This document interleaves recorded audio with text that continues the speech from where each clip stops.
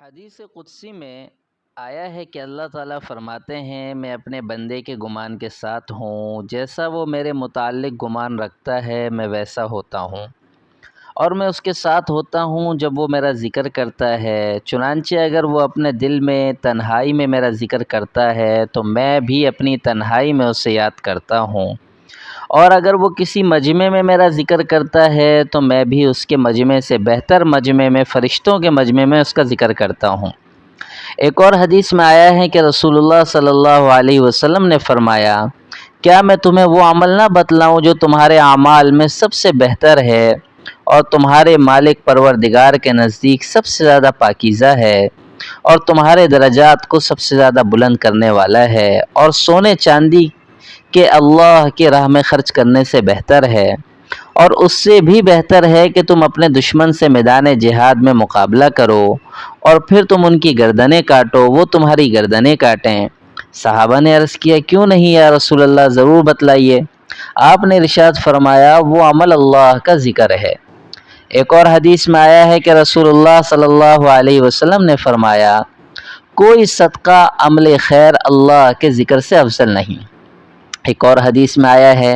کہ رسول اللہ صلی اللہ علیہ وسلم نے بتلایا کہ اللہ تعالیٰ کے کچھ فرشتے اس پر مامور ہیں کہ راستوں میں گھوم پھر کر اللہ کا ذکر کرنے والوں کو تلاش کرتے رہتے ہیں، پس جب وہ کسی جماعت کو اللہ جل شانہ کا ذکر کرتے ہوئے پاتے ہیں تو آپس میں ایک دوسرے کو آواز دیتے ہیں کہ آؤ اپنے مقصود ذکر اللہ کی طرف آ جاؤ، تو وہ سب فرشتے مل کر آسمان دنیا تک ان ذکر کرنے والوں کو اپنے بازوؤں کے سائے میں لے لیتے ہیں۔ ایک اور حدیث میں آیا ہے کہ رسول اللہ صلی اللہ علیہ وسلم نے فرمایا، اس شخص کی مثال جو اپنے پروردگار کا ذکر کرتا ہے اور اس شخص کی جو اپنے پروردگار کا ذکر نہیں کرتا، زندہ اور مردہ کی سی مثال ہے۔ ایک اور حدیث شریف میں آیا ہے کہ رسول اللہ صلی اللہ علیہ وسلم نے بتلایا، جب بھی کوئی جماعت اللہ تعالیٰ کا ذکر کرنے کے لیے بیٹھتی ہے تو فوراً رحمت کے فرشتے ان کو چاروں طرف سے گھیر لیتے ہیں اور اللہ کی رحمت ان کو ڈھانپ لیتی ہے، سکون و اطمینان ان پر برسنے لگتا ہے، اور اللہ تعالیٰ ان فرشتوں سے ان ذکر کرنے والوں کا تذکرہ کرتے ہیں جو اس کے پاس موجود رہتے ہیں۔ ایک اور حدیث میں آیا ہے کہ ایک صحابی نے عرض کیا، یا رسول اللہ، اسلام کے موجب اجر و ثواب احکام تو بہت ہو گئے، آپ مجھے کوئی ایسی چیز بتلا دیجئے جس کو میں مضبوطی سے پکڑ لوں اور برابر کرتا رہوں۔ آپ صلی اللہ علیہ وسلم نے فرمایا، تمہاری زبان برابر اللہ کے ذکر سے تر و تازہ رہنی چاہیے۔ ایک اور حدیث میں آیا ہے، ایک صحابی معاذ بن جبل رضی اللہ عنہ کہتے ہیں کہ آخری بات جس پر میں رسول اللہ صلی اللہ علیہ وسلم سے جدا ہوا ہوں وہ یہ ہے کہ میں نے آپ سے دریافت کیا کون سا عمل اللہ کو سب سے زیادہ پسند ہے؟ آپ نے ارشاد فرمایا، وہ عمل یہ ہے کہ تمہیں اس حالت میں موت آئے کہ تمہاری زبان اللہ کے ذکر سے تر ہو۔ ایک اور حدیث میں آیا ہے کہ انہی صحابی معاذ رضی اللہ تعالیٰ نے عرض کیا، یا رسول اللہ، آپ مجھے کچھ وصیت کیجئے۔ آپ صلی اللہ علیہ وسلم نے فرمایا، اپنے مقدور بھر اللہ کے تقوی اور خوف و خشیت کو اپنے اوپر لازم کر لو، اور ہر حجر و شجر کے پاس یعنی ہر جگہ اللہ کا ذکر کیا کرو، اور جو بھی کوئی برا کام کر بیٹھو فوراً اللہ تعالیٰ کے سامنے اس سے اثر نو توبہ کرو، پوشیدہ گناہ کی پوشیدہ توبہ اور اعلانیہ گناہ کی اعلانیہ توبہ۔ ایک اور حدیث میں آیا ہے کہ رسول اللہ صلی اللہ علیہ وسلم نے فرمایا کہ کسی بھی آدمی نے کوئی عمل ایسا نہیں کیا جو اللہ کے ذکر سے زیادہ اس کو اللہ کے عذاب سے نجات دلانے والا ہو۔ اسی روایت میں آیا ہے کہ صحابہ نے عرض کیا، یا رسول اللہ، نہ اللہ کی راہ میں جہاد؟ آپ نے فرمایا، ہاں، نہ اللہ کی راہ میں جہاد، بجز اس شخص کے جو اپنی تلوار سے دشمنوں کی گردنیں اس قدر کاٹے کہ وہ ٹوٹ جائے۔ آخری جملہ آپ نے 3 مرتبہ فرمایا۔ ایک اور حدیث میں آیا ہے کہ اگر ایک آدمی کی گود میں درہم روپے بھرے ہوں اور وہ ان کو برابر تقسیم کر رہا ہو، دوسرا آدمی برابر اللہ کا ذکر کر رہا ہو، تو اللہ کا ذکر کرنے والا اس درہم تقسیم کرنے والے سے افضل و اعلیٰ ہوگا۔ ایک اور حدیث شریف میں آیا ہے کہ رسول اللہ صلی اللہ علیہ وسلم نے فرمایا، جب تم بہشت کے سبزہ زاروں میں گزرا کرو تو سیر ہو کر چر لیا کرو، یعنی ذکر اللہ کی نعمت خوب اچھی طرح حاصل کر لیا کرو۔ صحابہ نے عرض کیا بہشت کے باغ کیا ہیں؟ آپ نے فرمایا ذکر کے حلقے۔ ایک اور حدیث قدسی ہے کہ اللہ تعالیٰ فرمائیں گے آج تمام اہل محشر کو معلوم ہو جائے گا کہ کرم، عزت و احترام کے لائق کون لوگ ہیں۔ تو رسول اللہ صلی اللہ علیہ وسلم سے دریافت کیا گیا، یا رسول اللہ صلی اللہ علیہ وسلم، یہ عزت و احترام کے لائق کون لوگ ہیں؟ آپ نے فرمایا وہ مسجدوں میں ذکر کی مجلسیں منعقد کرنے والے ذاکرین ہیں۔ ایک اور حدیث میں آیا ہے کہ ہر آدمی کے دل کی دو کوٹریاں ہوتی ہیں، ایک میں فرشتہ رہتا ہے، دوسری میں شیطان۔ پس جب وہ شخص اللہ کے ذکر میں مصروف ہو جاتا ہے تو شیطان پیچھے ہٹ جاتا ہے، اور جب اللہ کا ذکر نہیں کرتا تو شیطان اپنی چونچ اس کے دل میں رکھ دیتا ہے، یعنی اس کے دل پر مسلط ہو جاتا ہے اور طرح طرح کے وسوسے ڈالتا رہتا ہے۔ ایک اور حدیث میں آیا ہے کہ جس شخص نے فجر کی نماز جماعت کے ساتھ ادا کی اور پھر سورج نکلنے تک وہیں بیٹھا ہوا اللہ کا ذکر کرتا رہا، پھر 2 رکعتیں اشراق پڑھیں، پھر مسجد سے واپس آیا، تو اس کو ایک حج اور ایک عمرے کے مانند اجر ملے گا۔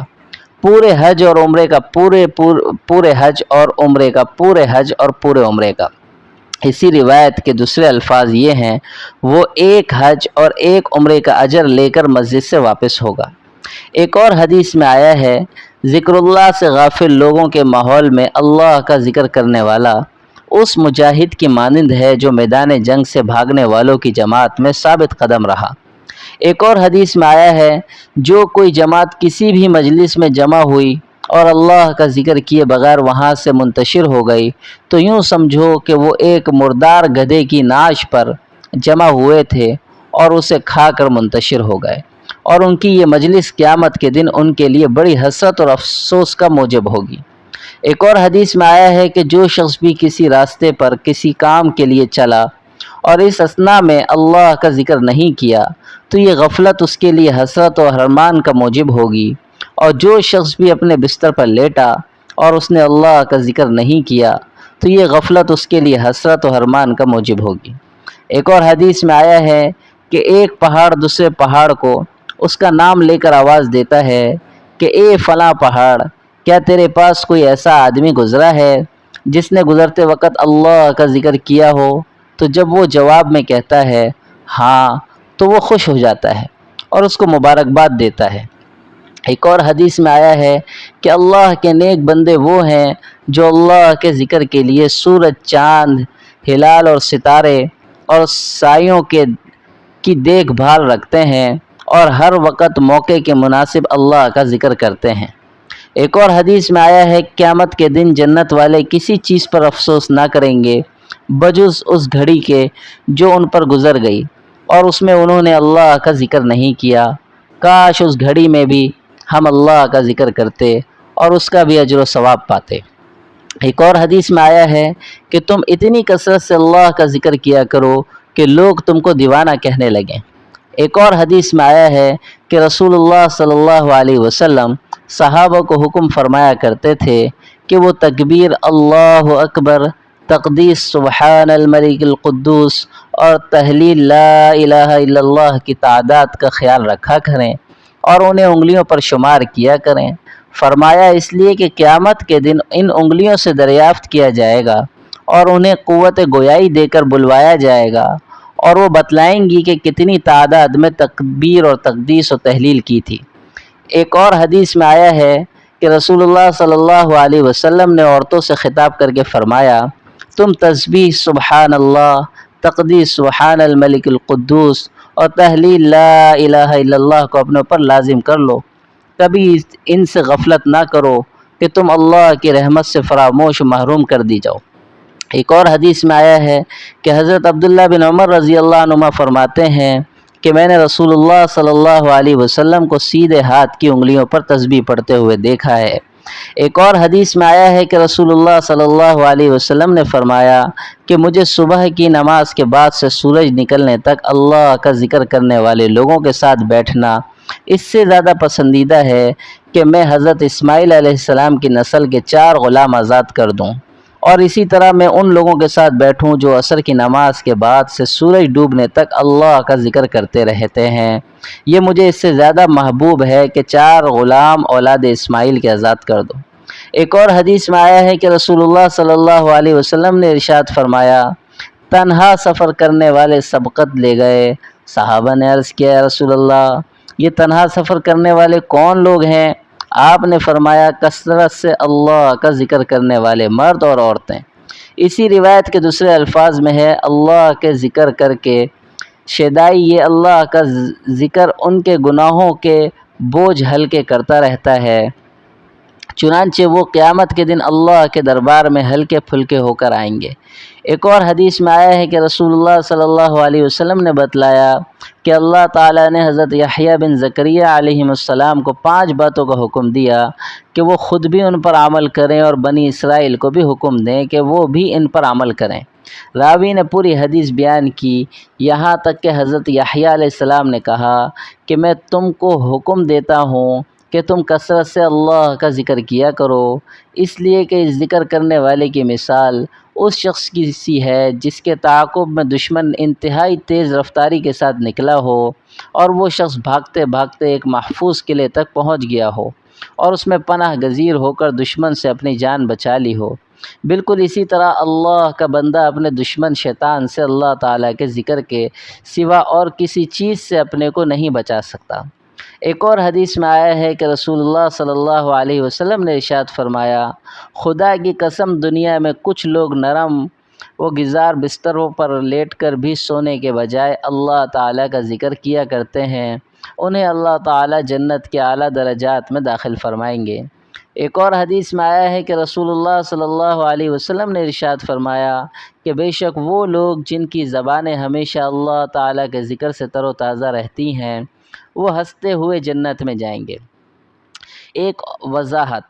وضاحت یہ ہے کہ ذکر اللہ جس کے فضائل مذکورہ بالا حدیث میں بیان کیے گئے ہیں، صرف اللہ کے ساتھ مخصوص نہیں، بلکہ تمام مسنون اذکار اور دعائیں، تمام قولی اور فعلی عبادتیں اور طاعتیں، قرآن و حدیث، علوم دینیہ کا درس و تدریس، وعظ و نصیحت، سب اس میں شامل ہیں، اور سب سے مقدم اور سر فہرست کلام اللہ کے قرآن پاک کی تلاوت ہے کہ وہ تو خود اللہ کا کلام ہے، جس کی شان یہ ہے، الا بذکر اللہ تطمئن القلوب۔ سن لو، اللہ کے ذکر تلاوت کلام اللہ سے ہی دل مطمئن ہوتے ہیں۔ یہ کتاب بھی انہی ادعیہ و اذکار کا مجموعہ ہے، اور اسی لیے مرتب کیا گیا ہے کہ اللہ تعالی ہمیں توفیق عطا فرمائے کہ ہم زیادہ سے زیادہ پابندی کے ساتھ ان کو پڑھا کریں اور ہم ہلکے پھلکے اور ہنستے ہوئے جنت میں جائیں۔